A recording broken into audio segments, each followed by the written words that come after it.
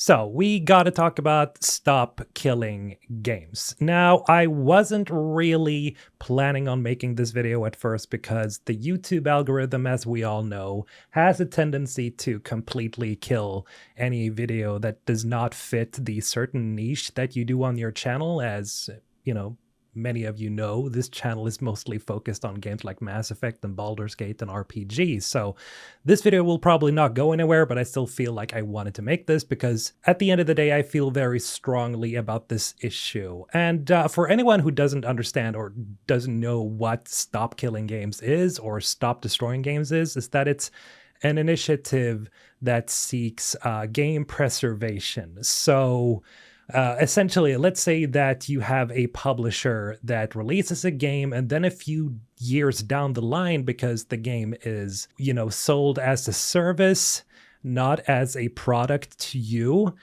they can do stuff like shut the game down, and suddenly you lose all access to said game and you can't play it anymore. Like, that's been happening to a lot of games. The most recent one, I think, is The Crew, or was it X-Defiant? But there's several games that, have this issue, or like it's an issue that's building throughout the years. And it's just one of the many things, like one of the many, I wouldn't call it greedy maybe, but one of the many things that publishers do that give them so much power, of how they distribute games and how you as a consumer have to essentially go by their rules. That, if you buy a game, you think you're buying a game, but essentially what you're doing really today is that you're buying the service to play the game. You buy the license to play the game, and so you don't really own the game. Back in the old days when I was young, because I think I'm like 33 right now. Sorry, I can't remember my own age, but like back in the good old days, right?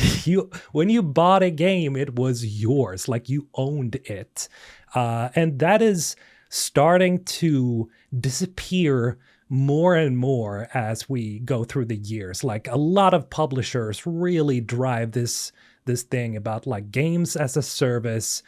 You are buying a license, you are not buying the product in of itself. And I absolutely hate it. When I buy something, I see it as I'm buying this and owning this in perpetuity. And if I sell that thing to somebody else, that person now owns that thing in perpetuity. And I don't want things to become like a Netflix subscription where you subscribe and you buy a license. Like, you will not own anything. You will buy the license and you will be happy. And that is essentially what I think it was Ubisoft CEO was trying to say, that people want to have, access to something. They don't need to own it, essentially. But and that's the problem, right? Because as soon as you reach the point where that service is no longer profitable, publishers and studios can just shut that shit down and you can't access it, anymore.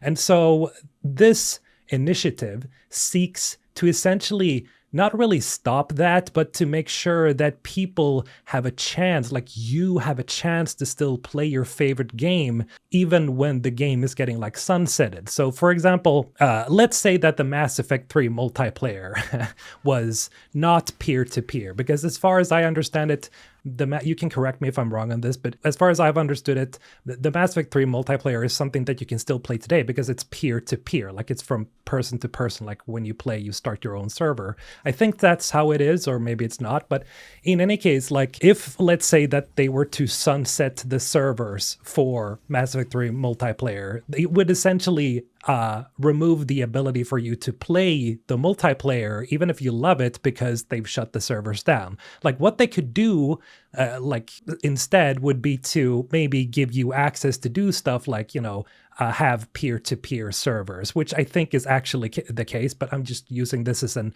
example. Like any other game that you can think of, like let's say that it's just a service and it's live service and it's always online, and at one point they just shut it down and then you can't access it. So what they could do is that they could essentially just provide you with the means to still play the game, like give give you the possibility to create your own server, stuff like that, right? And that is what the initiative tries to do. And the name by the creator of this initiative is Ross Scott. I don't want to get his name wrong, but essentially, if he sees this video, he can correct me if I'm wrong on this. I don't think he's going to see this anyway. But as far as I understand it, essentially, it's only for future games. So none of the games that have been released so far, but for future games, like, there has to be some form of way to give access to people so they can still play the game in perpetuity. Like, you allow players to still play your game. You don't remove the possibility entirely and shut all the servers down and shut down access to it, because, and here's the thing, right? I'm not a drama channel. You guys know me. I'm very Swedish in that way, where as soon as it gets too much, like, in terms of conflict and drama, and as much as I enjoy watching drama and consuming drama, it can get a bit too much for my liking. And so I kind of, like, sometimes I step back because it's like, okay, this is not constructive anymore. And there has been this drama going on between a lot of larger creators, and especially between Ross Scott and a user, or a creator known as PirateSoftware, whose first name is Thor, is all I know. And he has been a very vocal opponent to this initiative. And apparently he has been, like, trying to talk this initiative down, saying that it's too vague and that it's not, it's going to be way too damaging to smaller studios and indie developers and stuff like that. And Ross, on his terms, has said that that's not, what is this initiative seeks to do. It isn't trying to make everything harder for smaller indie devs and stuff like that. All it does is it tries to, the point of it is trying to make sure that when you develop a game, you still give access to players even when you sunset the game. So you don't have to have servers running in the background, which is going to cost a lot. Like, it's understandable, right? Like, a lot of publishers or smaller publishers or smaller studios, they might not want to have these servers running in the background because it's going to cost a lot of money to do that. And maybe they don't have the funds to do it. And so what you do instead is you just give the power over to the players, like maybe providing them with the code or something like that. One thing I thought of here, and this is not a one-to-one thing, but you guys remember what Larian did, right? I think it was last year, right? So they wanted to move on and start working on their next game at Larian instead of just keep working on Baldur's Gate 3. So what they did, or was it this year? I don't remember. They provided the official modding tools to the entire community, like the Baldur's Gate 3 fandom community, so that, modders, creators can create content for Baldur's Gate 3 forever. And that is such a cool thing, because that is what makes Larian such a beloved studio, is that they are very, very consumer friendly. Like, they care about you as a player. Maybe not personally about you because they don't know you, but they care about their player base. Like, they understand the relationship between players, publishers, and studios, and how that is, like, it's so important to not just, like, not have it as a facade that, oh, we're so good at Two Shoes and we're the best publisher, but they actually meaningfully care because they show and they provide the resources to make sure that the players feel like, yeah, like we are getting heard. They care about us, and so they've created a really strong bond with their players. And, like, I don't know how many of you would be able to say that, yeah, as soon as Larian releases a game, I'm going to buy it. Doesn't matter what it is. Like, it could be a sci-fi game. It could be like a racing game, for all I care. I'm still going to buy from Larian because Larian is fucking awesome. Like, they care about their players. And they did something like provide people with the tools to play their game forever and create content for the game, right? And we'll see how far that goes because of, Wizards of the Coast and all that, because they own the license. So, hopefully they don't start, messing around with that.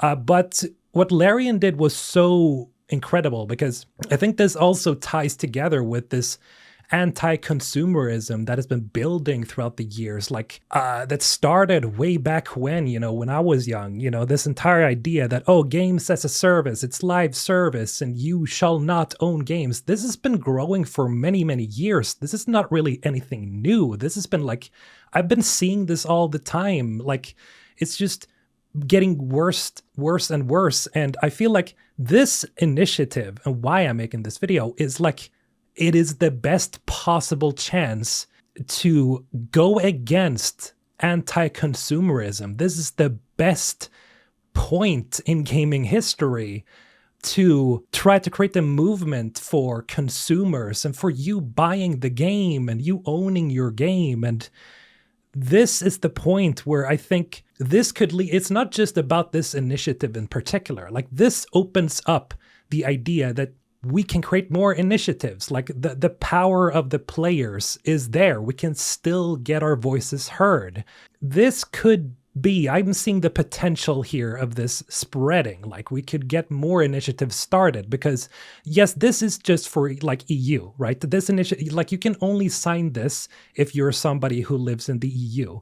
If you live in the US, if you're not a EU citizen, do not sign this because it's actually literally illegal. So don't pretend you're an EU citizen and write like a personal code or something, because that is literally illegal. Do not do that. Only sign it if you are a EU member.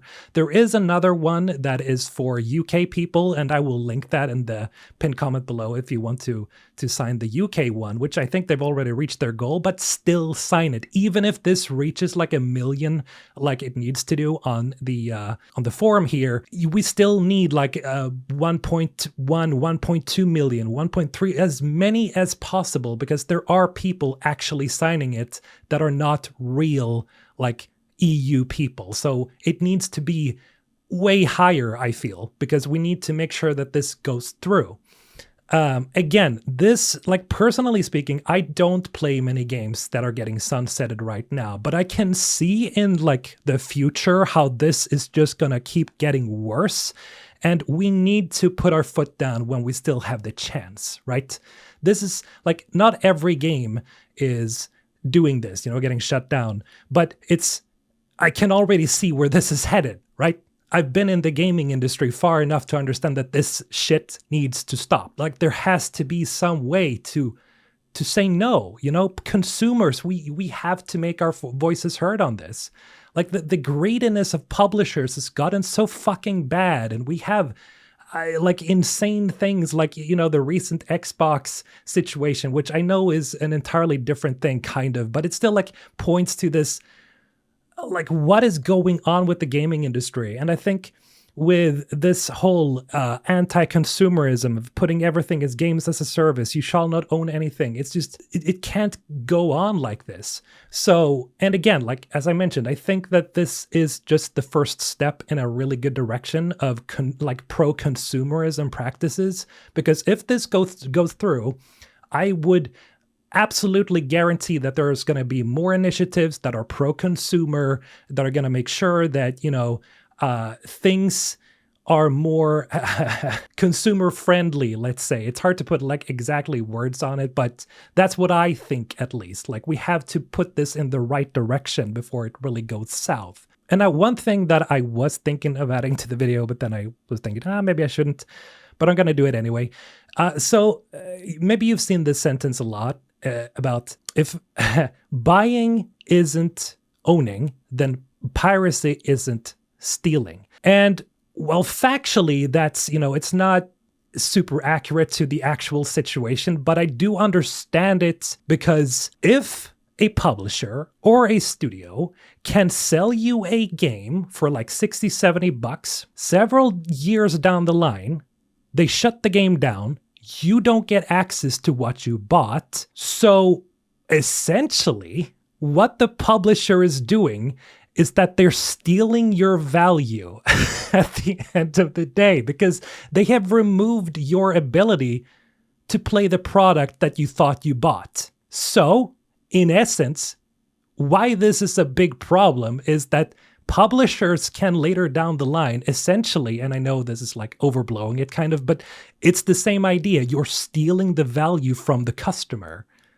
by removing their ability to play your game. So I don't necessarily agree that it's the same thing that, you know, if buying isn't owning, then piracy isn't stealing, because it's very complicated. But it's like this stupid legal loophole you can use to be like, oh, you know, because they're buying the license, piracy is still illegal. And it's like, yes, but in practicality, in like moral terms, it's the same thing as, you know, removing the ability to for somebody to play your game. You're essentially just stealing the value back from them. So I understand that sentence the more I think about it, because it makes sense, morally speaking, right? Factually, like it's, and logically, like logistically speaking, it's very different. But still, it's like, yeah, it makes sense. Now, I don't condone piracy and stuff like that, but the idea makes sense, right? And so what I want to do with this video, essentially, is just, if you are an American, if you're somebody outside of the EU, because I know that a lot of my watchers are from the US, tell this to your EU friends if you got any. Let everybody know in any EU countries that they should sign this form if they're a gamer. If you care about video games, you should sign this. There's no question about it. If you're a EU member, if you live in the United Kingdom, Spain, France, Sweden, like I do, Norway, or is Norway an EU? I don't remember. If you're an EU member, sign it. As long as you want the ability to play games in the future without the risk of losing the value of your money, sign it. Sign it. If you care about video games, sign it. But yeah, I guess that's all I wanted to say. Like, this video is probably going to get tanked as fuck and a YouTube algorithm. But I don't care at this point, because I think this is incredibly important. But yeah, that's about it for today. Let me know if you guys want more rants like this, more videos like this where I just sit and talk to you guys. Maybe that's gonna work. Anyway, I'm off for today. Take care of yourselves. Mr. Holton signing off.